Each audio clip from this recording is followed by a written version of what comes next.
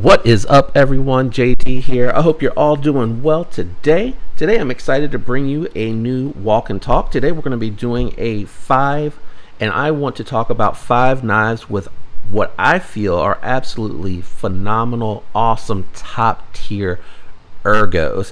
First, let me apologize. It is a little warm. I do have my fan going in the background, so if you hear the background noise, I do apologize. Just can't be out here sweating and trying to concentrate to bring you the best possible content. And it is storming here, so if I lose power, there may be an interruption in the video. It's not that hard right now. I think it's kind of far away. It was raining harder earlier, so I waited to see what it was going to do. Well, having said that, let's go ahead and jump in. I'm going to do the 5 honorable mentions. I'm not going to spend as much time talking about the honorable mentions because I do want to get into the top 5. So first, I want to talk about the Civivi Conspirator. I really do like this one a whole lot. So the Civivi Conspirator, the reason I really love the ergos, it has really nice contouring around the edges here. It has really good length, so when I'm actually holding this in hand, I'm able to get a nice full grip. I'm able to kind of move around into different positions, choke up for the push cuts, able to get out on the tip for detail work in a really nice position. And then I'm able to move back if I need to do any type of like punctures to start in on the cut, and then really easy to slide up.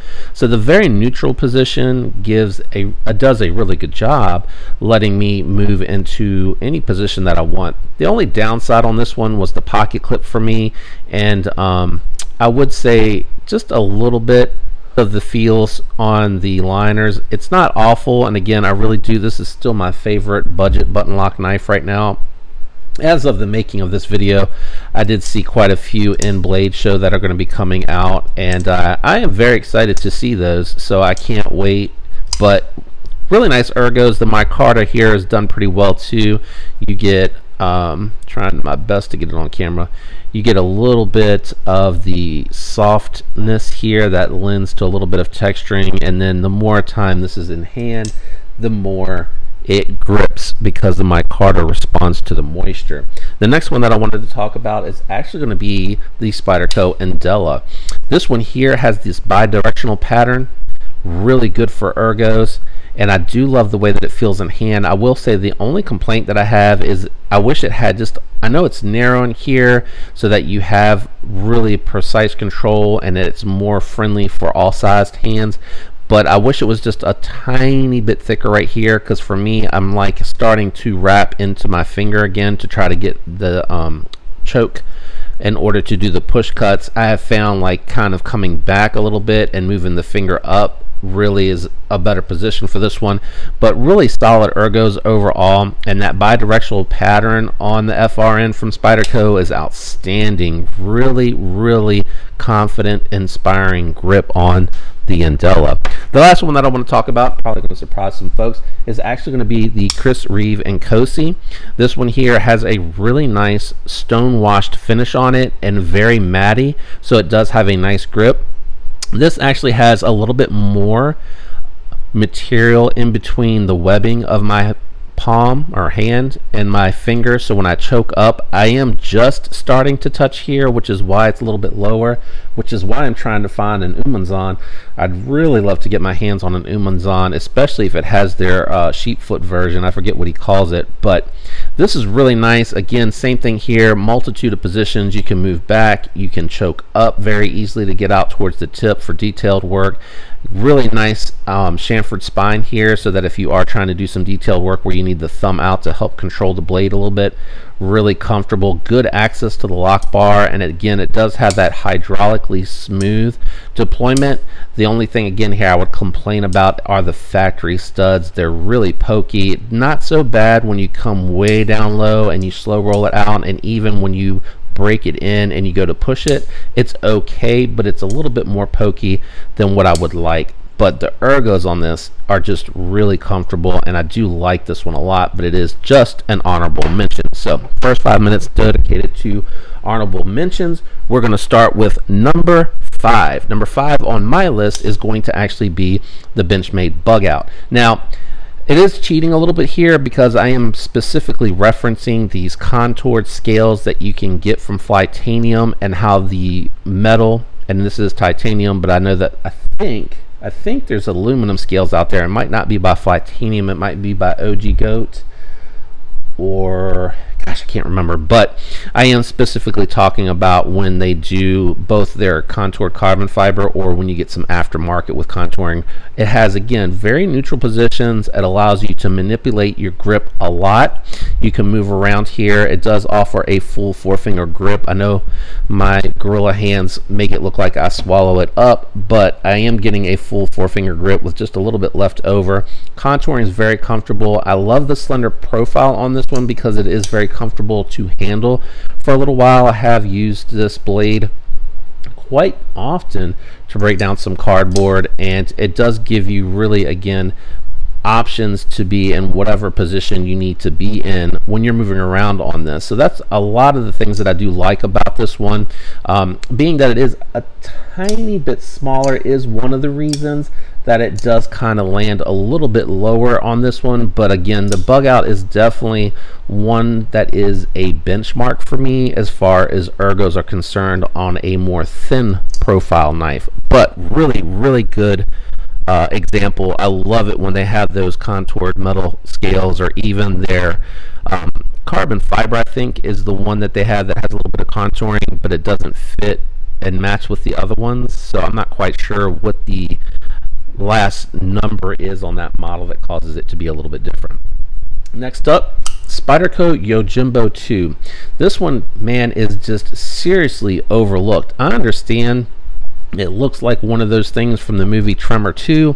I get it's not the most beautiful looking knife, but from a functionality perspective, the Yojimbo just has so much versatility and positions that are really comfortable, even for a larger hand. I know it does have the cutouts for where your hands are supposed to land, but in all honesty, when you start to move around on this knife, it does let you kind of manipulate a little bit, which is again why it's a little bit lower on the list, because it does have the cutout. I wish Spencer over on Carbodize, I've messaged him twice about this. I'd like to see him make some scales for this. I'd like to see what a set of skinny scales would look like. The only problem is, and let me grab my flashlight, is if he did do a set of skinny scales, it wouldn't be much. All he would be able to do is get rid of these notches and just make it completely flat through here.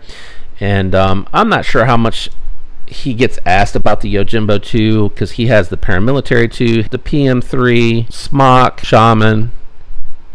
I want to say I even think he makes them for the Mannix 2, but nothing for the Yojimbo 2 yet. But I really do hope he makes a set of scales. But anyway, the factory scales on here have fantastic jimping on there, not overdone where it's going to saw away at the pocket, but really good ergos overall. It puts you in a really nice position. Even has a little bit of a notch here where you can kind of choke up a little bit behind the blade if you need to, and where my pinky ends up landing is kind of, I know it moved just now, but when it's back, my pinky just lands on the inside of this little notch, and then my middle finger has that entire spot. But a really good knife, and I really do like the ergos on this one. I think this one is really overlooked by a lot of people, especially if you need a work knife and you want something USA made that is a bit more premium, a little bit more pricey, but again, Spydercos are really top notch.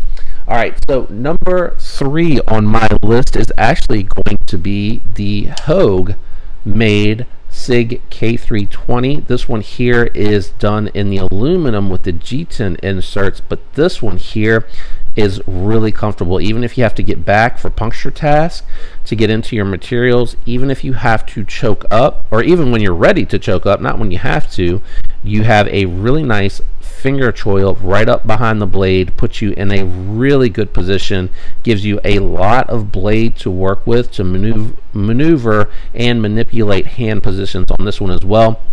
One of the things that I think is really underrated on this particular knife is going to be the fact that it is chamfered, but also it is really nice that they have this V-shaped design going on with it. Starts out much skinnier at the bottom, and then as it gets to the stronger part or the larger part of the hand, it widens out a lot. gives really beefy contouring here, which actually feels really good. And the chamfering is all in the right spots as far as where your fingers dive down in and where you're trying to get into the thumb hole to flip it. It is starting to break in a whole lot more. I also noticed too that as I tightened it down and as it broke in, I was able to get rid of the teensy weeny itty bitty amount of blade play that was in there, and now it's locked up solid and it is drop shut smooth. This thing is a guillotine. Really love this one a lot, even if you get the polymer version, because they have the jimping or stimpling, I think they call it on the polymer. Really very comfortable, no hot spots whatsoever. Even this pocket clip, even though it looks aggressive, does not feel hot in hand. It does not poke. It has a subtle bill. This ramp up I thought for sure was going to lend to poking, but I think it's at just enough of an angle to where it actually is not poking into the palm. Goes in and out of the pocket surprisingly well, and I think that's because this is super springy, so when it catches it moves up really easy, so you can kind of jam down as you're putting in and it lifts up and it'll go over the G10.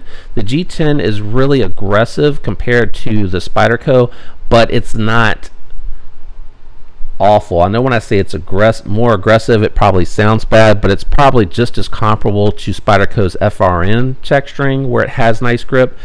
But still, man, this thing is really good, and I think it's overlooked. I think I saw someone on knvies Live mention that they thought it was a Shaman and a Griptilian or Doug Ritter RSK MK1 had a child, and this was the result. And I think I can kind of see that, because really good ergos, really nice tall flat grind, just a really great knife. And I mean, again, just super comfortable in hand. I had let some boxes build up when I had my polymer example, and I wanted to kind of just break them down. When I say break them down, I'm just breaking them down into sections where they'll fit into my recycling bin. I'm not cutting tiny itsy bitsy strips trying to test the steel. I'm just using it like regular, normal, everyday use, and it was very comfortable just to use. I tend on the weekend to gravitate towards this one if I know I'm going to be doing stuff like that, or I just want something comfortable in hand, because I really do like this. And the extra weight that the aluminum added made it feel more premium, made it feel more high-end. Not that the polymer felt cheap. The polymer I really did think felt good, and it surprised me how much more the aluminum took it to another level as far as how it felt. I would actually like to see this become one of their flagship knives like the Deca, and I would like to see them do different colorways, do some fat carbon inserts, or maybe fat carbon scales. I'm not sure if they can do that contouring, which is why I think they went with aluminum and polymer, so the inserts would still look good. I'd like to see some stone washing. I'd love to see this be a flagship.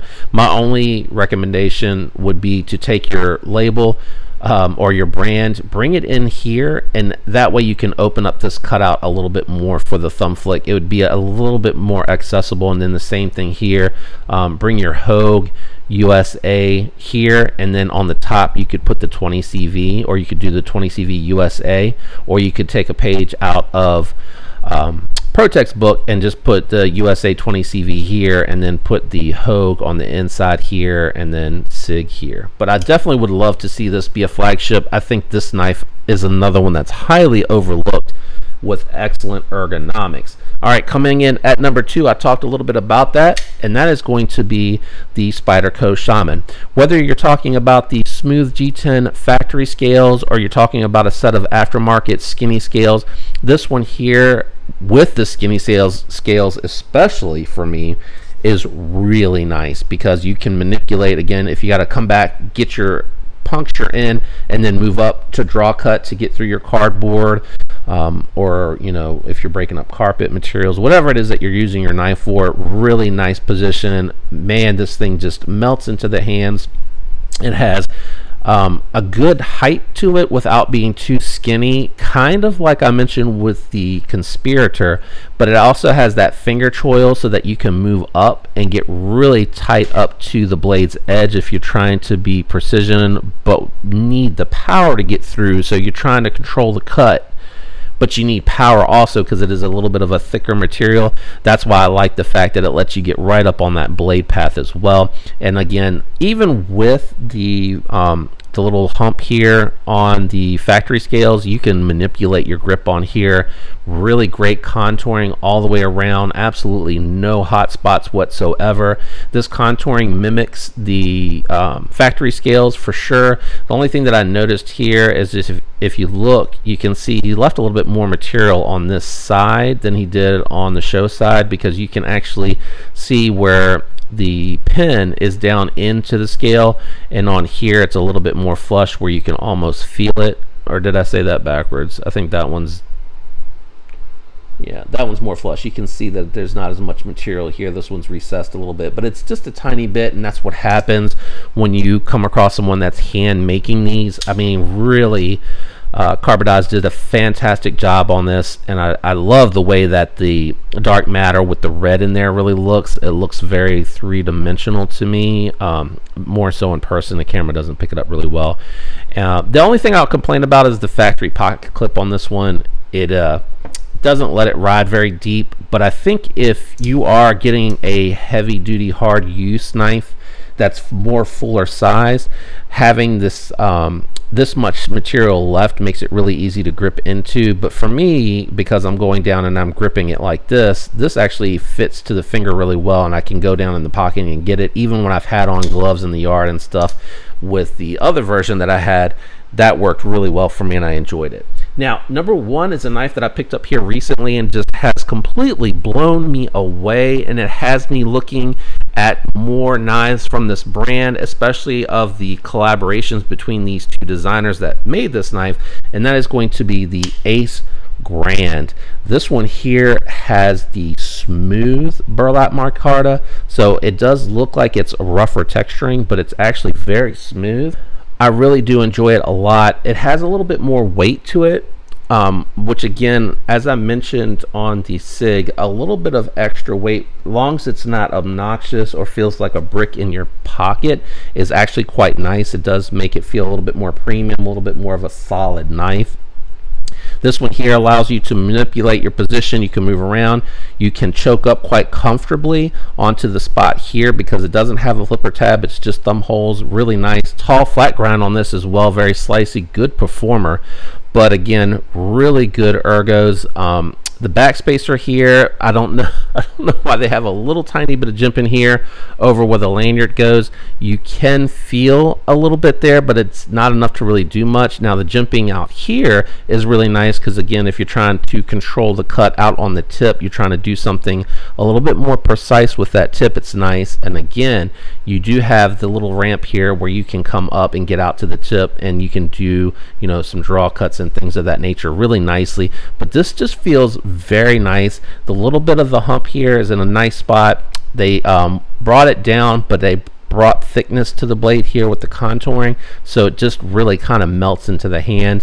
Have not done anything heavy duty with this one yet to where I was wearing any gloves or doing anything like that, but I imagine that this would be really good. Even in the regular micarta would be really good. I would love to see them do like an aluminum with a texturing very similar to the pattern I showed you on that no, I don't think I showed the Protect Malibu in this video, I'm sorry.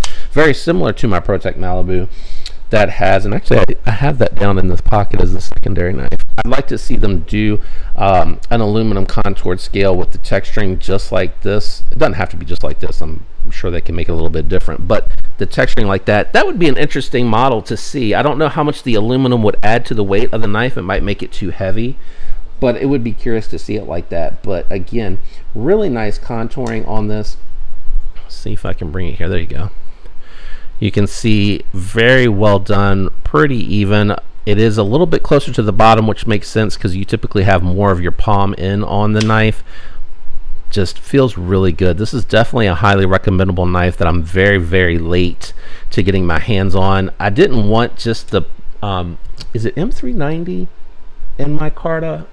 I'm trying to think. I don't have anything here that I can look it up on real quick, but I think it is M390 in micarta that is on the standard Ace Grand from Giant Mouse. But I really loved the way that the blacked out with the smooth micarta looked. I thought this was very good looking colorway.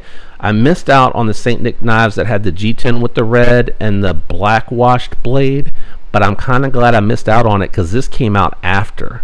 So I was upset that I missed out on it. I just forgot and remembered like a half hour too late, and of course they were sold out. So I was able to pick this one up. But even the standard one with the satin blade and the micarta handles looks really good. I'm glad that they do these exclusives because they are very good looking. I'm hoping because now Lynch Northwest officially sells these, and he makes a titanium pocket clip that folds over and has solid if you don't like the wire. The wire on this one, it moves, but it's not substantial. It feels pretty stiff and very strong. It feels like it's very thick.